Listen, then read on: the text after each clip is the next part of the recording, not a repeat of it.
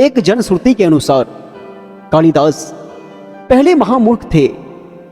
मालव राज की राजकुमारी विद्योत्तमा अत्यंत बुद्धिमान और रूपवती थी। उसने यह प्रण लिया था कि वह उसी युवक से विवाह करेगी जो उसे शास्त्रार्थ में हरा देगा। विद्योत्तमा से विवाह की इच्छा अपने मन में लिए अनेकों विद्वान दूर दूर से आए, लेकिन कोई भी उसे शास्त्रार्थ में हरा ना सका। उनमें से कुछ ने अपमान और ग्लानि के वशीभूत होकर राजकुमारी से बदला लेने के लिए एक चाल चली। उन्होंने एक मूर्ख युवक की खोज प्रारंभ की। एक जंगल में उन्होंने एक युवक को देखा जो उसी डाल को काट रहा था जिस पर वह बैठा हुआ था। विद्वानों को अपनी हार का बदला लेने के लिए एक आदर्श युवक मिल गया।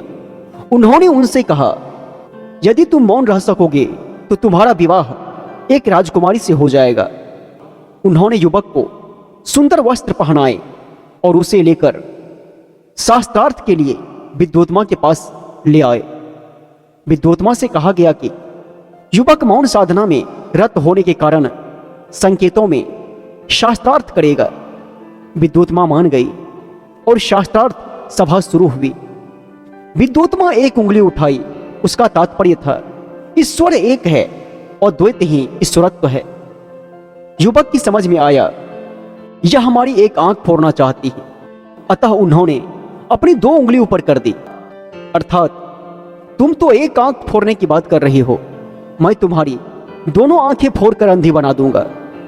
पंडितों ने व्याख्या की, ईश्वर एक है, आपने ठीक कहा, पर प्राकृतिक और विश्व के रूप में वही अन्य रूप धारण करता है। अतः पुरुष और प्राकृतिक, परमात्मा और आत्मा दो शाश्वत हैं। श्रोताओं ने ताली बजाकर पंडित मंडली की व्याख्या का समर्थन कर दिया।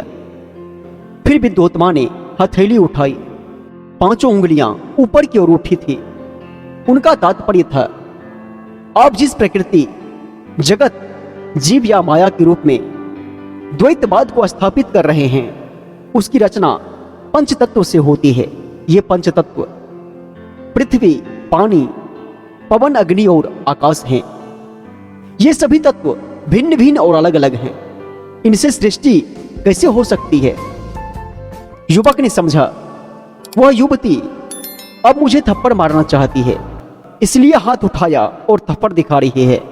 अच्छा, कोई बात नहीं, मैं अभी तुझे मजा चखाता हूं। यह सोचकर उन्होंने उंगली समेटकर कड़ी मुट्ठी बांध ली और विद्योत्तमा को मुट्ठी वाला हाथ आगे फैला दिया। पंडितों ने व्याख्या की, जब तक पंचतत्व अलग अलग रहेंगे सृष्टि नहीं होगी।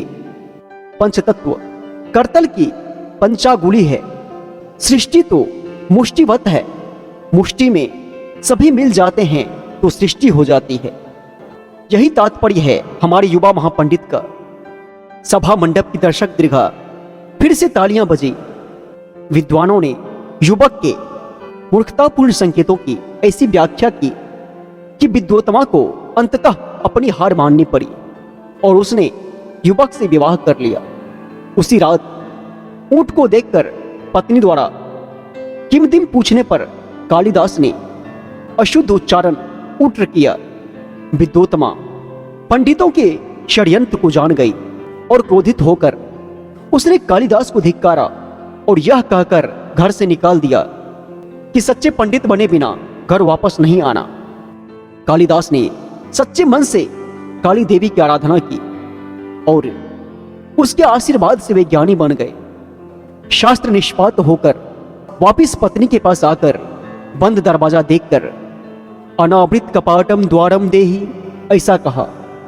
विद्योत्तमा को आश्चर्य हुआ और उसने पूछा, अस्ते कश्चित वाग विशेषः? पत्नी के इन 3 पदों से उसने अस्ति पद से कुमार संभव महाकाव्य, कश्चित पद से मेघदूत काव्यखंड, वाग इस पद से रघुवंश महाकाव्य रच डाला। कालिदास संस्कृत भाषा के सबसे महान कवि और नाटककार थे। उन्होंने भारत की पौराणिक कथाओं और दर्शन को आधार बनाकर रचनाएं की। कालिदास अपनी अलंकार युक्त सुंदर, सरल और मधुर भाषा के लिए विशेष रूप से जाने जाते हैं। उनके ऋतु वर्णन अद्वितीय हैं और उनके उपमाएं बेमिसाल।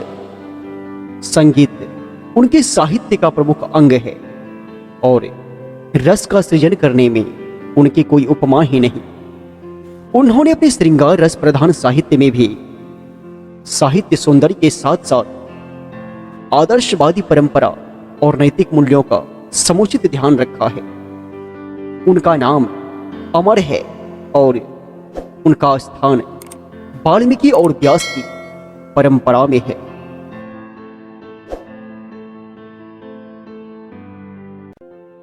कालिदास के जीवन के बारे में थोड़ा विवाद है। भारतीय परंपरा में कालिदास और विक्रमादित्य से जुड़ी कई कहानियां हैं। इन्हें विक्रमादित्य के नवरत्नों में से एक माना जाता है।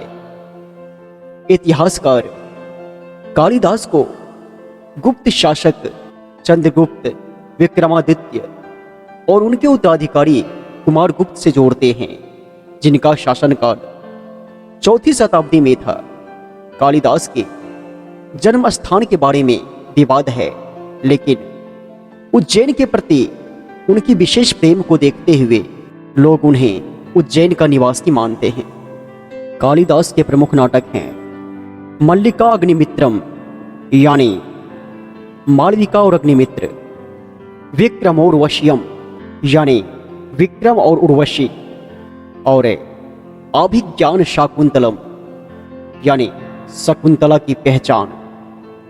मेघदूत की लोकप्रियता भारतीय साहित्य में प्राचीन काल से रही है। जहां एक और प्रसिद्ध टीकाकारों ने इस पर टीकाएं लिखी है, वहां अनेक संस्कृत कवियों ने इससे प्रेरित होकर अथवा इसको आधार बनाकर कई दूत काव्य लिखे। भावना और कल्पना का जो उदात्त प्रसार मेघदूत में उपलब्ध है, वह भारतीय साहित्य में अन्यत्र विरल है। ऋतु संहार में सभी ऋतुओं में प्रकृति के विभिन्न रूपों का विस्तार से वर्णन किया गया है। दोस्त, इस वीडियो को लाइक कर देना और चैनल को सब्सक्राइब करके ही जाना। बहुत बहुत धन्यवाद।